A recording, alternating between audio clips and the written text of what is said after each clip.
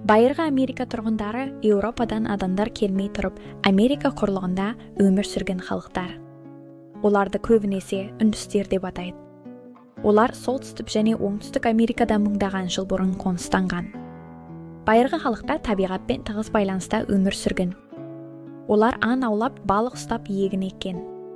Көптеген тайпалар өз дәстүрлерін, тілдерін және піндерін сақтаған. Солтүстіктегі эскимостар мұз үйлерде идлуда тұрған. Орманды аймақтарда тұратын үндістер ағаш пен теріден типи баспана салған. Кейбір тайпалар жүгері, асқабақ және бұршақ өсіріп, егіншілікпен айналысқан. Байырғы америкалықтар табиғатты қасиетті деп санаған. Олар күнге, айға, жер мен жерге сыйынған, әр жануардың рухы бар деп сенген.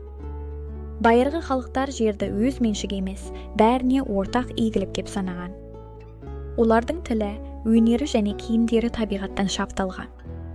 Кейбір тайпалар тотем бағандарын орнатқан, ол ата-баба рухының белгісі болған. Америка құрлығындағы атақты өркениеттердің бірі майялар, ацтектер және инктер.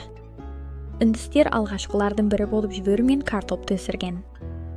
Байырғы Америка тұрғындары табиғатпен тату өмір сүрген дана халықта.